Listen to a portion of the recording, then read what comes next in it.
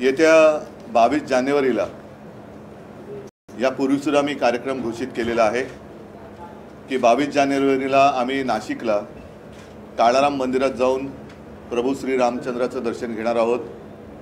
त्याच्यानंतर गोदावरीच्या काठावरती आरतीसुद्धा करणार आहोत आणि 23 जानेवारीला शिवसेनेचे एक शिबिर काही प्रमुख पदाधिकाऱ्यांचं आणि संध्याकाळी अनंत कानरे मैदान जे आहे गोल्फ क्लब तिथे शिवसेनेची जाहीर सभा होणार आहे। हा कार्यक्रम मी यापूर्वी जाहीर केला आहे, त्याच्यामुळे त्याच्यात मी नवीन काही जाहीर करतो अशातला भाग नाही। पण आम्हाला असं वाटतं की 22 तारखेला अयोध्येमध्ये जे राम मंदिराचं लोकार्पण होणार आहे आणि प्रभू श्री रामचंद्र, अर्थातच रामचंद्र म्हटले का ते कधी एकटे नसतात, त्यांच्याबरोबर आपण जय सियाराम म्हणतो आणि राम लक्ष्मण सीता आणि हनुमान, त्याच्यामुळे राम लक्ष्मण आणि सीता, प्रभू रामचंद्र, सीतामाई, लक्ष्मण आणि हनुमानसुद्धा तिथे असतील। ही प्राणप्रतिष्ठा केवळ प्रभू श्री रामचंद्राची नाही, तर आमचं मत असं आहे, आमच्या भावना अशा आहेत की आपल्या राष्ट्राचीच एका परीने ती प्राणप्रतिष्ठा आहे। आणि आत्ताच्या पिढीला कदाचित लक्षात नसेल, पण ज्याप्रमाणे अयोध्येमध्ये राम मंदिराच्या वरती बाबरी मशीद बांधली गेली होती, तसंच सोमनाथचं मंदिरसुद्धा अनेकदा त्याचा विध्वंस केला होता। सरदार वल्लभभाई पटेल यांनी पुढाकार तेव्हा घेतला आणि त्याचं पुनर्निर्माण केलं। त्याच्याबद्दल गेल्या आठवड्यामध्ये संजय राऊत यांनी अग्रलेख लिहिलेलाच आहे। प्रत्यक्ष प्राणप्रतिष्ठेच्या दिवशी मला वाटतं वल्लभभाई नव्हते, त्यांचं निधन झालं होतं। महत्त्वाचा मुद्दा असा आहे की सोमनाथ मंदिर, त्याचं लोकार्पण आणि प्राण प्रतिष्ठा त्यावेळेला देशाच्या राष्ट्रपतींना आमंत्रित केलं गेलं होतं, डॉक्टर राजेंद्र प्रसाद, आणि त्यांच्या हस्ते प्राणप्रतिष्ठा झालेली। कारण मी जे आधी म्हटलं की ही केवळ प्रभू श्री रामचंद्र सीतामाई यांच्या मंदिराची प्राणप्रतिष्ठा म्हणजे त्यांची प्राणप्रतिष्ठा नाही, तर जो वर्षानुवर्ष लढा चालला होता, ज्याला अंतिमतः सर्वोच्च न्यायालयामध्ये न्याय मिळाला, म्हणजेच ही देशाच्या प्राणप्रतिष्ठेच्या, अस्मितेच्या प्राणप्रतिष्ठेची ही तो क्षण आहे आणि त्याला राष्ट्रपतींना सुद्धा आमंत्रित करावं अशी आमची मागणी आहे। ते करतील न करतील हा त्यांचा प्रश्न आहे। आम्ही मात्र आज आपल्या माध्यमातून 22 तारखेला आम्ही काळाराम मंदिरात जाणार आहोत आणि गोदावरीला जी आरती करणार आहोत, त्याच्यासाठी माननीय राष्ट्रपती महोदया मुर्मूजी यांना आमंत्रित करतो आहोत। हे आमंत्रण आपल्या माध्यमातून तर आम्ही देतोच आहोत, मात्र आमचे खासदारसुद्धा जाऊन अगदी रीतसर सन्मानपूर्वक महामहोदया राष्ट्रपतीजींना हे आमंत्रण देतील। आणि आमची अशी प्रामाणिक इच्छा आहे की हा एवढा मोठा प्रसंग आहे, तिथे या देशाला राष्ट्रपती देखील आहेत आणि त्यांचीसुद्धा महत्त्वाची भूमिका जशी त्यावेळेला डॉक्टर राजेंद्र प्रसाद यांनी निभावली होती किंवा त्यांना बोलवण्यात आलं होतं, तसं राष्ट्रपतीने तिकडे बोलवावं। बोलवलं असेल तरी तो त्यांचा विषय आहे, कारण शंकराचार्यांसुद्धा बोलवलेलं आहे आणि त्याच्यावरती शंकराचार्यांच्या प्रतिक्रियासुद्धा सर्वजण ऐकत आहात।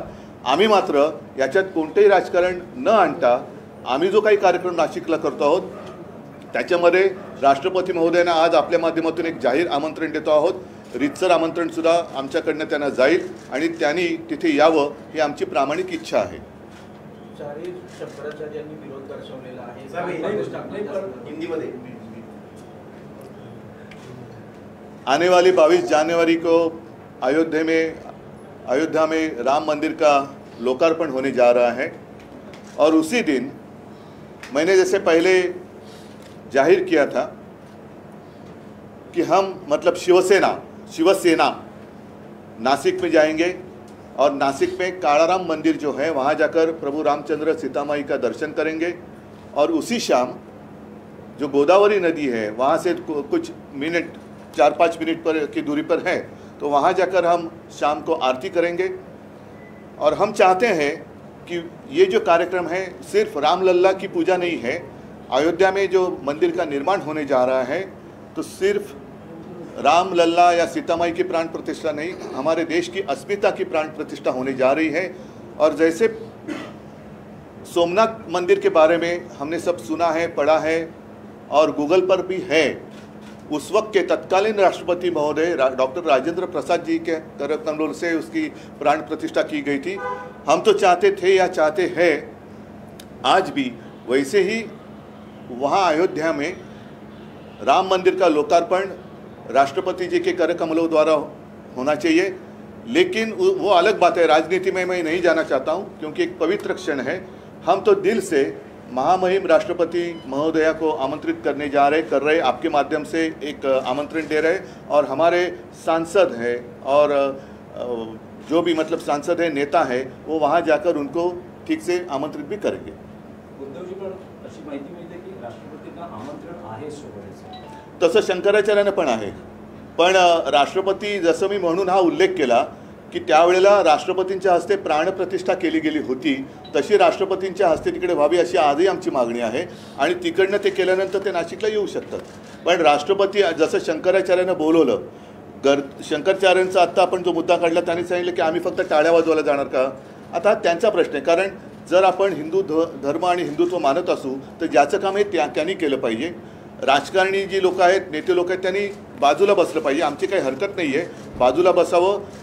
आणि हा राष्ट्राचा जर का अस्मितेचा प्रश्न असेल तर राष्ट्रपतींच्या हस्ते व्हायला पाहिजे।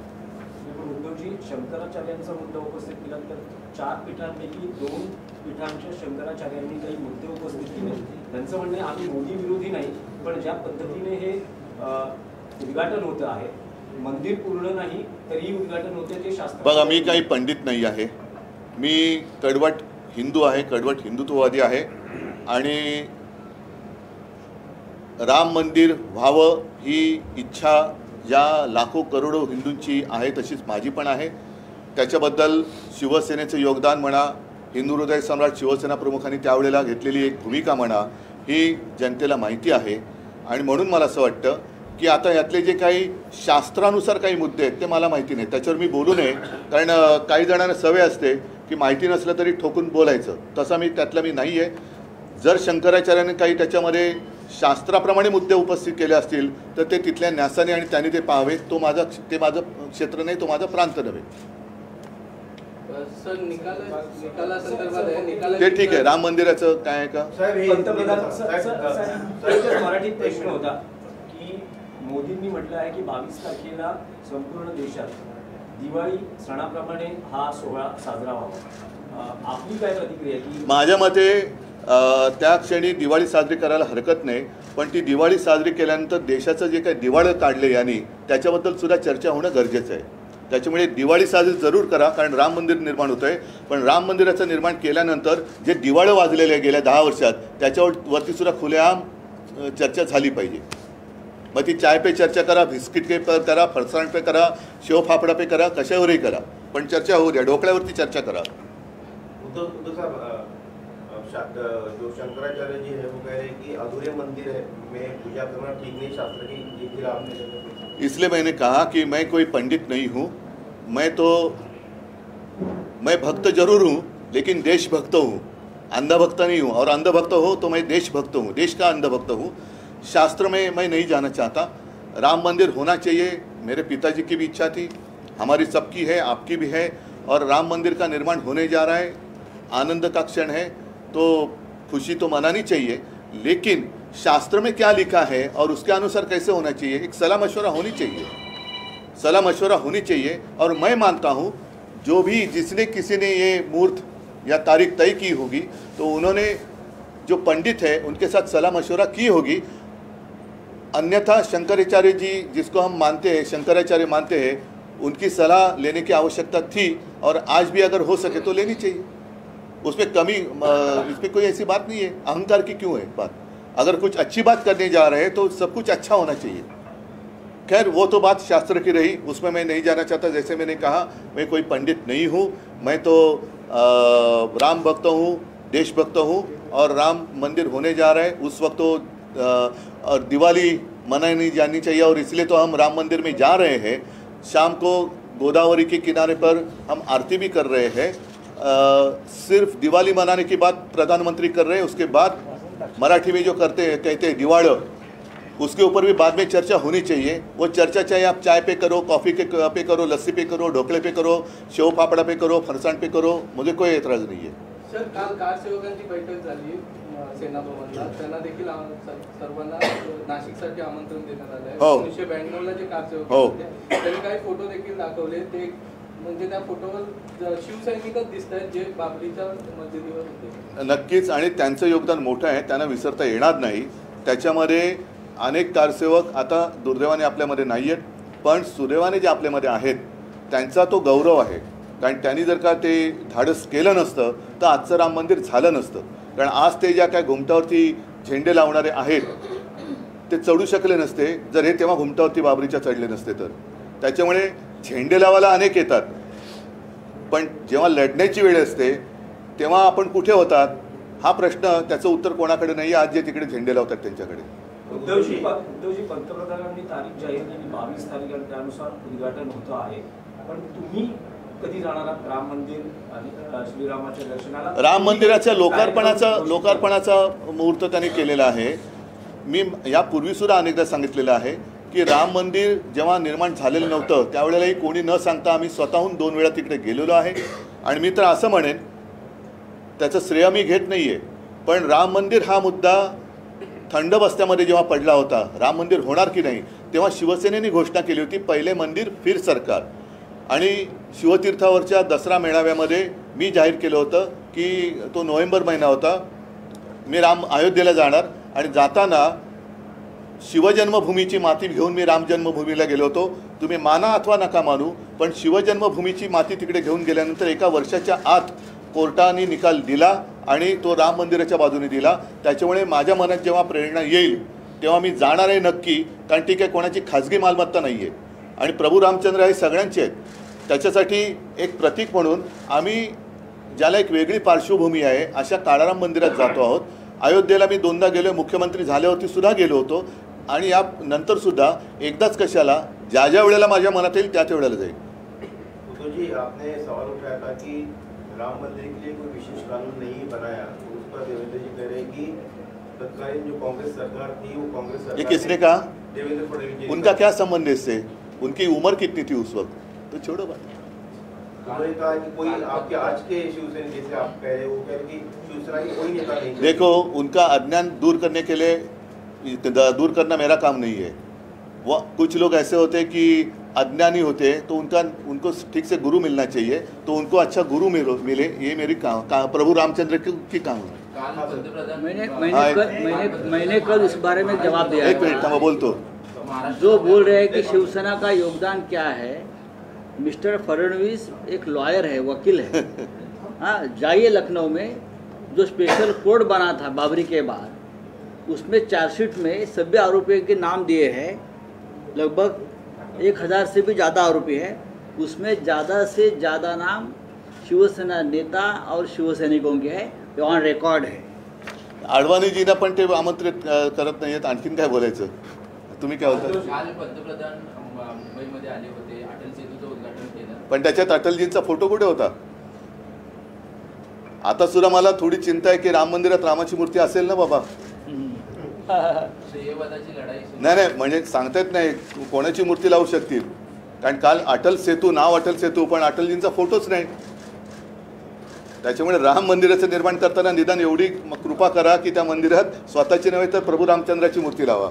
उद्धवजी, नाशिकमध्ये पंतप्रधानांनी युवा पिढीला आवाहन केलेलं आहे की घराणेशाही मोडून काढा. फार छान आहे, कारण प्रभू रामचंद्र हे दशरथ राजाचे पुत्र होते आणि त्यावेळेला सुद्धा त्यांना त्या कौटुंबिक याच्यामध्ये वनवासात जावं लागलं आणि वनवासात जाताना सुद्धा ते सहकुटुंब गेले आणि सीताहरण झाल्यानंतर रामायण घडलं.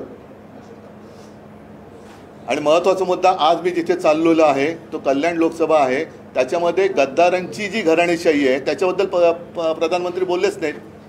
ती घराणेशाही चालते का? म्हणजे गद्दार असतील ते लोकप्रिय आणि त्यांची घराणेशाही त्यांना प्राणप्रिय. तर हा सगळा बोगसपणा आहे. पण घराणेशाहीबद्दल एखाद्या घरंदाज माणसाने बोललं तर बरं. इंडिया अलायंस की वर्चुअल मीटिंग में जाएंगे? नहीं, आज सिर्फ मैं इतनी बात कर रहा हूँ और वर्चुअल मीटिंग में मैं एक मिनट, गलतफहमी नहीं होनी चाहिए.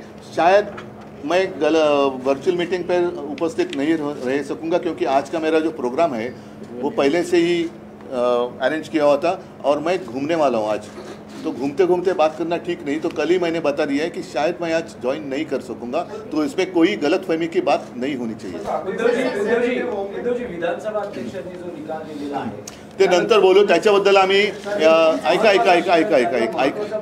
ऐका त्या सगळ्या मुद्द्यांवरती आम्ही मला वाटतं 16 तारखेला एक व्यवस्थित प्रेस कॉन्फरन्स मोठी घेणार आहोत, त्याची सुद्धा माहिती तुम्हाला आज उद्या आम्ही देऊ। ठीक आहे, आणखीन काय पंतप्रधानांचा दौरा बिवरा काय बोलायचं आहे? नितीन गडकरींचा विसर पडलेला काल दिसलो। हां, आता त्यांनी जे 2 विरोधाभास तुम्हाला दाखवतो, पंतप्रधानांच्या दौऱ्यात तुम्ही काही महत्त्वाच्या गोष्टी सोडल्या। आता त्याच्यात त्यांनी काल काय म्हटलेलं आहे की त्यांनी फक्त तिजोऱ्या भरल्या, आजूबाजूला 70,000 कोटीचे घोटाळेबाज तुमच्या होते, त्या तिजोऱ्या कोणाकडे त्या चाव्या तुमच्याकडे आल्या वाटतं। आणि ह्याच्या खाली आहे की मुंबई पालिकेच्या मुदत ठेवीमध्ये 5,000 कोटींची घट। आता ह्या तिजोरीतले पैसे कोणी काढले, कोण राज्य करते? त्याच्यानंतर ह्याचा सुद्धा एक पर्दाफाश करणं गरजेचं आहे। ह्याच्यावरती मी जास्त बोलणार नाही, नंतर बोलेन। पाहिजे तर आता एवढंच बरं, ठीक आहे, जास्त काय आता मी फाटे फोडत नाही विषयाला।